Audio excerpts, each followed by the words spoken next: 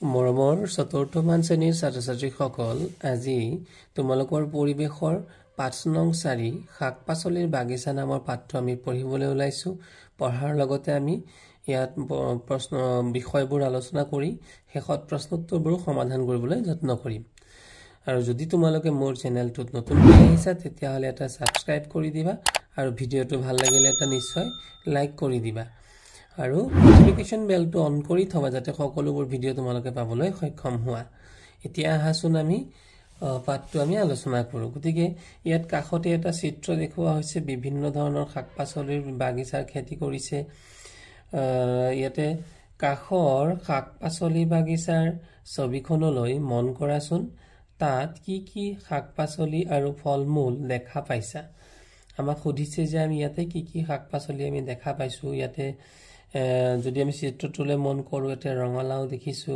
বেঙেনা দেখিছো পাচিত কঢ়িয়াই নিছে বিলাহী পাচিত কঢ়িয়াই নিছে অন্যান্য শাক-পাচলি অমিতাৰ গছ ইয়াতে আছে ফল-মূলো আছে নাৰিকল কল আম ইত্যাদি এই বাগিচাখনৰ উপৰি তোমালোকৰ ঘৰৰ বা চুবুৰীয়া লোকৰ বাগিচাত আৰু কি কি পাচলি দেখিছা তোমালোকে দেখা সেই শাক-পাচলিবোৰৰ নাম আৰু সেইবোৰ কেনেকৈ খায় জানানে তেনে শাক-পাচলিবোৰৰ নাম লিখি উলিওৱা আৰু সেইবোৰ কোন অংশ খোৱা হয় তাৰ তালিকা দিয়া ধৰণে নিজৰ বহীত লিখা তো প্ৰথমতে শাক-পাচলিৰ নাম কিছুমান লিখিবলৈ দিছে কি কি হ'ব পাৰে গাজৰ হ'ব পাৰে জলকীয়া হ'ব পাৰে মূলা হ'ব পাৰে বিলাহী অমিতা ৰঙালাও বেঙেনা আৰু তেনেকুৱা শাক-পাচলি যি নেকি তোমালোকৰ কাখতে কৰা হয় বা তোমালোকৰ ওচৰ চুবুৰীয়া অঞ্চলত কৰা হয় তোমালোকে নামবোৰ লিখিবা ইয়াৰ লগতে এখন তালিকা দিয়া আছিল কোন অংশ খোৱা হয় হিপাৰ অংশ কি কি খোৱা হয় যেনে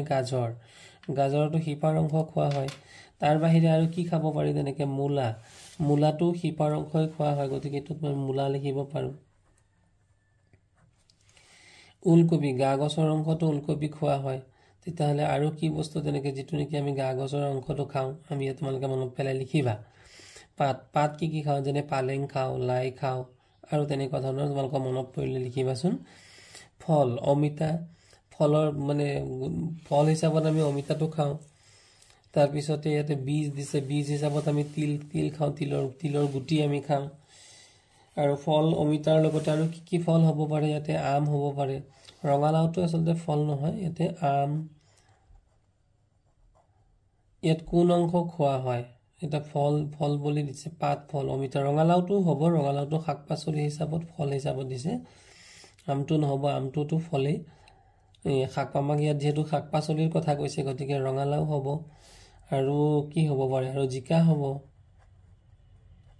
জিকাটো আমি ফল হিচাপত তিয়হ হ'ব ইত্যাদি ইত্যাদি তোমালোকে নিশ্চয় জানা যে কিছুমান শাক-পাচলি আমি ৰান্ধি খাওঁ আৰু কিছুমান কেঁচাই খাওঁ অমিতা গাজৰ বিলাহী তিয়হ আদি পাচলিবোৰ আমি ৰান্ধিও খাওঁ আৰু কেঁচাইও খাওঁ অমিতা কেঁচা খাব পাৰি গাজৰ কেঁচাই খাব পাৰি বিলাহী আৰু তিয়হও কেঁচাই খাব পাৰি তোমালোকৰ ঘৰত কোনবোৰ শাক-পাচলি ৰান্ধি খোৱা আৰু কোনবোৰ কেঁচাই খোৱা হয় লিখিবলৈ দিছে ৰান্ধি খোৱা শাক-পাচলি আৰু কেঁচাই খোৱা শাক-পাচলি গতিকে ৰান্ধি খোৱা শাক-পাচলিৰ ভিতৰত কি কি হ'ব পাৰে ৰান্ধি খোৱা শাক-পাচলিৰ ভিতৰত ৰঙালাও যেটো আমি কেঁচাই নাখাওঁ ৰঙালাও ভোল ওলকবি এইবোৰ আমি কেঁচাই নাখাওঁ ৰান্ধি খাওঁ আৰু কেঁচাই খোৱাৰ ভিতৰত বিলাহী তিয়হ গাজৰ ইত্যাদি শাক-পাচলিৰ লগতে আমি আৰু বহুতো খাদ্যবস্তুক আহাৰ হিচাপে গ্ৰহণ কৰো যেনে ভাত দাইল ৰুটি তেল চেনি মছলা আদি এইবোৰ আহাৰ খাই আমি জীয়াই থাকো ভাত আমাৰ প্ৰধান আহাৰ গতিকে আমাৰ প্ৰধান আহাৰ কি এইটো পৰীক্ষাত গুণোৎসৱত আহিব পাৰে যে আমাৰ প্ৰধান আহাৰ কি ধানৰ পৰা চাউল পাওঁ চাউলৰ পৰা ভাত হয় সেইদৰে ঘেঁহুৰ পৰা আটা তলৰ কোনটোৰ পৰা আটা প্ৰস্তুত কৰা হয় তেতিয়া অপচন আহিব পাৰে যেটো গুণোৎসৱত এনে ধৰণৰ প্ৰশ্নই ভিতৰৰ প্ৰশ্নবোৰ দিয়ে গতিকে ইয়াতে দাগ মাৰি মই দিছো ঘেঁহুৰ পৰা আটা কুঁহিয়াৰৰ পৰা চেনি আৰু সৰিয়হৰ পৰা তেল প্ৰস্তুত কৰা হয় এই সকলোবোৰ খাদ্যবস্তু আমি শস্যৰ পৰা পাওঁ এই শস্যবোৰ পাবলৈ আমি ভিন ভিন বতৰ বা ঋতু অনুসৰি ভিন ভিন শস্যৰ খেতি কৰোঁ। বতৰ অনুসৰি ভিন ভিন শাক পাচলিৰ খেতি কৰা হয়। কিছুমান শাক পাচলিৰ খেতি বাৰিষা কালত কৰা হয়, আনহাতে কিছুমান শাক পাচলিৰ খেতি খৰালি কালত কৰা হয়। লিখো হা, তলত দিয়া শাক পাচলিবোৰ বাৰিষা কালত নে খৰালি কালত হয়? লাই শাক, বেঙেনা, গাজৰ, লাও, মূলা, তিয়হ, ৰঙালাও, কোমোৰা, জিকা আৰু অমিতা। গতিকে আমি এক শ্ৰেণী বিভাজন কৰিব লাগে যে কোনটো বাৰিষা কালত হয় আৰু কোনটো খৰালি কালত হয়। বাৰিষা কালত হোৱা শাক পাচলিবোৰ হৈছে তিয়হ, ৰঙালাও, কোমোৰা, জিকা, অমিতা। আৰু খৰালি কালত হোৱা শাক পাচলিবোৰ হৈছে লাই শাক, বেঙেনা, গাজৰ, মূলা, লাও আদি। ইয়াত এটা ধাননিৰ চিত্ৰ দিছে আৰু এই ধাননিৰ চিত্ৰৰ এইটো পথাৰটো হৈছে ধাননি পথাৰ। গতিকে আঘোণ মাহৰ পথাৰত লহ পহকৈ বাঢ়ি অহা ধাননি ডৰালৈ চাবাচোন। পকা ধানৰ ঠোকেৰে ধান গছবোৰ ভৰি পৰে। পথাৰখন সোণোৱালী হৈ পৰে, দেখিলে চকু মন জোৰ পৰি যায়। সেইদৰে সৰিয়হ ফুলাৰ সময়ত পথাৰখন হালধীয়া হৈ চালে চকুৰোৱা হৈ পৰে। এই সকলোবোৰ খাদ্য শস্য। ধান, মাহ, তেল, মছলা জাতীয় শস্য, কুঁহিয়াৰ, মৰাপাট আদি অসমত হোৱা প্ৰধান শস্য। তদুপৰি আলু, বেঙেনা, বিলাহী, জলকীয়া আদিৰ খেতিও আমাৰ ৰাজ্যত প্ৰচুৰ পৰিমাণে হয়। আমাৰ খেতিয়কসকলে বহু শ্ৰম কৰি এনেবোৰ শস্যৰ খেতি কৰে। তেওঁলোকে উৎপাদন কৰা শস্যবোৰ আমি দোকান বা বজাৰৰ পৰা কিনি আনো। এই শস্য আৰু শাক পাচলিবোৰেৰে আমি ৰান্ধনীশালত আহাৰ প্ৰস্তুত কৰি খাওঁ।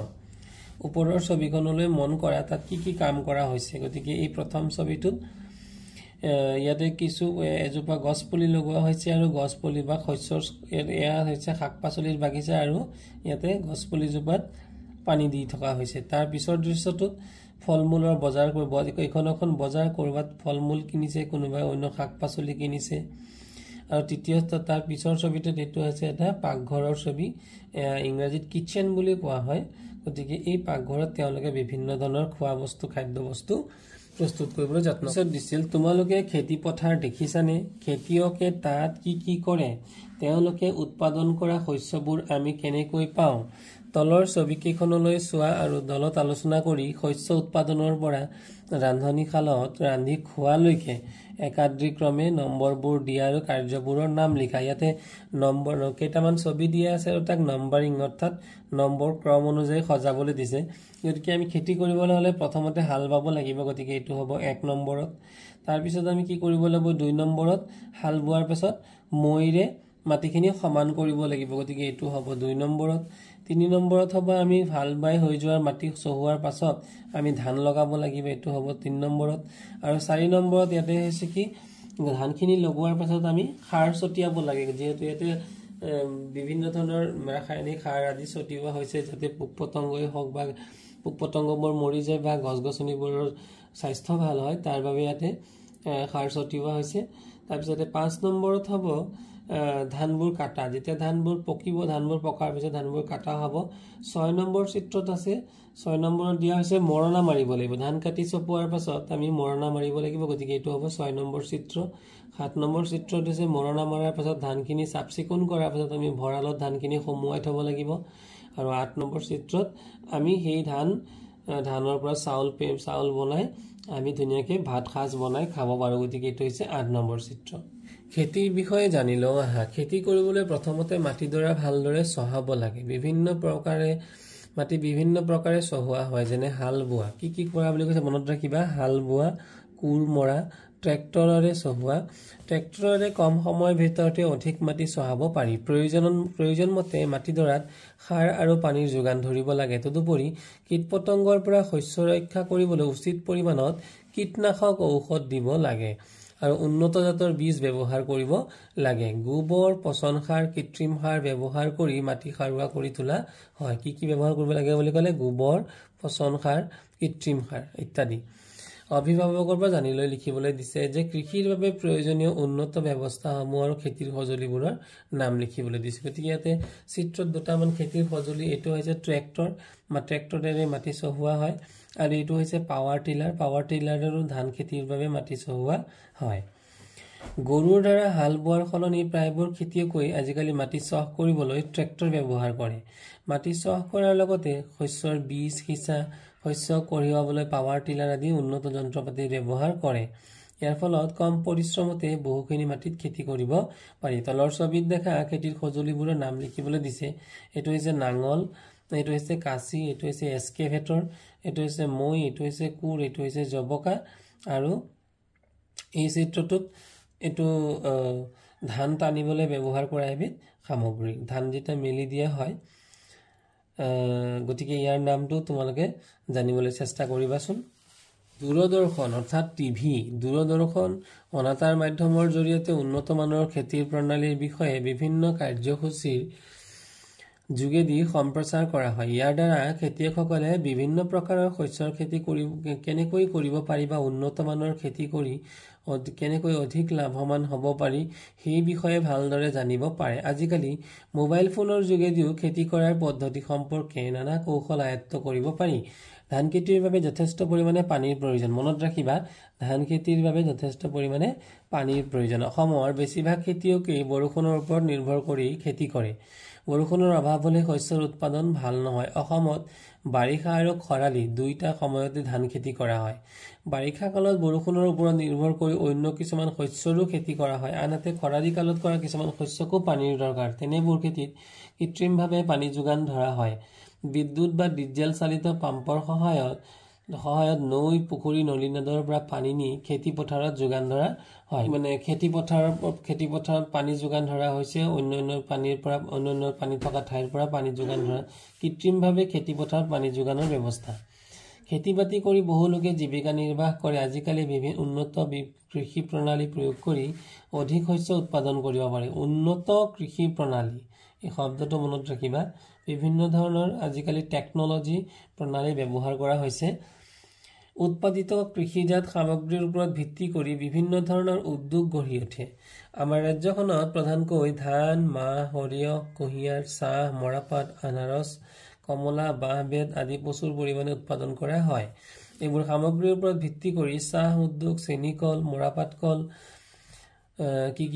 চাহ উদ্যোগ, চেনিকল, মৰাপাট কল, কাগজ কল, বাঁহ বেতৰ উদ্যোগ, মিঠাতেলৰ উদ্যোগ আদি গঢ়ি উঠিছে। এই উদ্যোগসমূহে আমাৰ ৰাজ্যৰ আৰ্থিক অৱস্থা টনকিয়াল কৰাত সহায় কৰিছে।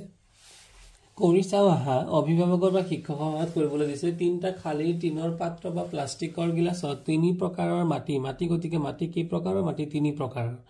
3 প্ৰকাৰৰ মাটি ভৰাই লোৱা। 3টা পাত্ৰৰ প্ৰতিটোতে একোটাকৈ পানীত তিয়াই থোৱা। কোমল বুটমাহ পুতি দিয়া আৰু ৰ'দ পৰা ঠাইত থৈ দিয়া। প্ৰতিদিনে পাত্ৰকেইটাত পানী দি লক্ষ্য কৰি থাকিবা।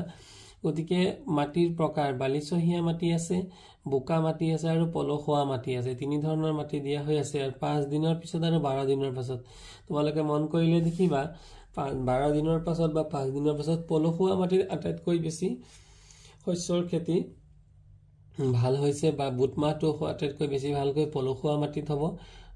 তাতকৈ কিছু পৰিমাণে ভাল হ'ব বোকা মাটিত, আৰু বালিচহীয়া মাটিত শস্যৰ খেতি বৰ বিশেষ ভাল নহয়। গতিকে আটাইতকৈ ভাল হ'ব পলসুৱা মাটিত। কোনবিধ মাটিত গছ পুলিৰ বৃদ্ধি ভাল হৈছে আৰু কোনবিধ মাটিত বেয়া হৈছে চোৱা আৰু কিয় হৈছে চিন্তা কৰা। পলসুৱা মাটিত যিহেতু পলস অৰ্থাৎ বিভিন্ন ধৰণৰ পচন সাৰ ইয়াতে যুক্ত হৈ থাকে, গতিকে এই মাটিত শস্য খেতি ভাল হয়। পলসুৱা মাটিত গছ পুলিৰ বৃদ্ধি ভাল হৈছে কাৰণ ইয়াৰ গছ পুলিৰ বাবে লাগতিয়াল জৈৱিক সাৰ থাকে। উদ্ভিদৰ বৃদ্ধিৰ বাবে মাটিৰ গুণাগুণৰ উপৰি সূৰ্যৰ তাপ, পোহৰ আৰু পানীৰ আৱশ্যক। গতিকে এনেধৰণৰ প্ৰশ্ন আহিব পাৰে যে শস্যৰ বা উদ্ভিদৰ বৃদ্ধিৰ বাবে কি কি কাৰকৰ প্ৰয়োজন? এইটো হ'ব সূৰ্যৰ তাপ, পোহৰ আৰু পানী, এইকেইটা কাৰকৰ প্ৰয়োজন। গতিকে এনেধৰণৰ প্ৰশ্ন গুণোৎসৱত আহিব পাৰে। তাৰপিছত আহিল পলসুৱা মাটি খেতিৰ বাবে উপযোগী। আজিকালি খেতি কৰোঁতে বৈজ্ঞানিক পদ্ধতি প্ৰয়োগ কৰা হয়। ইয়াৰ ফলত শস্যৰ উৎপাদন বাঢ়ে, বেমাৰ আজাৰ কমে আৰু কম দিনতে খেতি সম্পূৰ্ণ কৰিব পাৰি। বৈজ্ঞানিক পদ্ধতিত খেতিয়কৰ শ্ৰমো লাঘৱ হয়। খেতিৰ পৰা অধিক উৎপাদন পাবলৈ খেতিত সাৰ প্ৰয়োগ কৰা হয়। গছ গছনি, শাক পাচলি আৰু ফল মূলৰ পেলনীয়া অংশ কিছুদিন গাঁতত পুতি থৈ আমি পচন সাৰ প্ৰস্তুত কৰি ল'ব পাৰোঁ। একেডৰা মাটিতে একেবিধ শস্যকে বছৰি কৰি নাথাকি শস্য পৰিৱৰ্তন কৰি মাহজাতীয় শস্য উৎপাদন কৰি মাটিডৰাৰ উৰ্বৰতা অধিক বৃদ্ধি কৰিব পাৰি। গোবৰ, প্ৰাণীৰ মলমূত্ৰ, সাৰৰ গুড়ি, কেঁচু সাৰ আদি হৈছে জৈৱিক। শস্যবোৰৰ নাম জানো আহা। প্ৰথমতে দিছিলে ধান জাতীয় শস্য। ওপৰৰ চিত্ৰটোত কিছু ধানৰ চিত্ৰ দেখুওৱা হৈছে আৰু ধান জাতীয় শস্যৰ ভিতৰত হ'ব আহু, শালি আৰু বাও। আহু, শালি আৰু বাওকে আদি কৰি নানাবিধ ধানৰ খেতি কৰা হয়। তাৰপিছত আহিছিল মাহ জাতীয় শস্য। ওপৰৰ চিত্ৰবোৰ হৈছে মাহ জাতীয় শস্যৰ চিত্ৰ। মাটিমাহ, মগুমাহ, ৰহৰ, মচুৰ, মটৰ মাহ আদি। ইয়াৰ পিছতে তেল জাতীয় শস্য। তেল কিহৰ পৰা? তিল, সৰিয়হ, তিচি, বেলি ফুল আদি। এইবোৰ ফুলৰ পৰাই তেল প্ৰস্তুত কৰা হয়। আৰু শেষত মছলা জাতীয় শস্য। মছলা জাতীয় শস্যত পৰিব আদা। চিত্ৰত দেখুওৱা হৈছে আদা, নহৰু, জালুক, জিৰা, ধনিয়া আদি। ঔষধি গুণযুক্ত ঔষধ। প্ৰাথমিক চিকিৎসাৰ বাবে ব্যৱহাৰ কৰা ঔষধি গুণ থকা উদ্ভিদৰ লগত চিনাকি হওঁ আহা। প্ৰথমটো পাত আছিল মানিমুনিৰ পাত, দ্বিতীয়টো নিম পাত, তৃতীয়টো তুলসী পাত আৰু চতুৰ্থটো নয়নতৰা ফুল। গতিকে মানিমুনি পাত বিভিন্ন ধৰণৰ পেটৰ ৰোগৰ বাবে, নিম পাত বিভিন্ন ধৰণৰ ছালৰ ৰোগৰ বাবে, তুলসী এণ্টিঅক্সিডেণ্ট অৰ্থাৎ বিভিন্ন ধৰণৰ কাহ, জ্বৰ আদিৰ বাবে, নয়নতৰা ফুল বিভিন্ন ধৰণৰ বহুমূত্ৰ ৰোগ ইত্যাদিৰ বাবে নয়নতৰা ফুল ব্যৱহাৰ কৰা হয়। গতিকে এইখিনি হৈছে ঔষধি গুণযুক্ত উদ্ভিদ। ধানবোৰ ভঁৰালত জমা কৰি থোৱা হয়। ভঁৰালটো ওখ ঠাইত থব লাগে যাতে পানী জমা হৈ ধানবোৰ নষ্ট নকৰে। এয়া হৈছে এটা ভঁৰালৰ চিত্ৰ। বাঁহেৰে তৈয়াৰী ডাঙৰ ডলিবোৰত সৰিয়হ, তিল আদি তেলজাতীয় শস্য, মাটিমাহ, মগুমাহ আদি মাহজাতীয় শস্য গোটেই বছৰৰ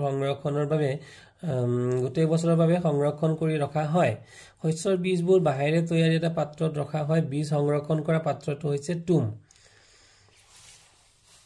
এইটো হৈছে এটা তুমৰ চিত্ৰ।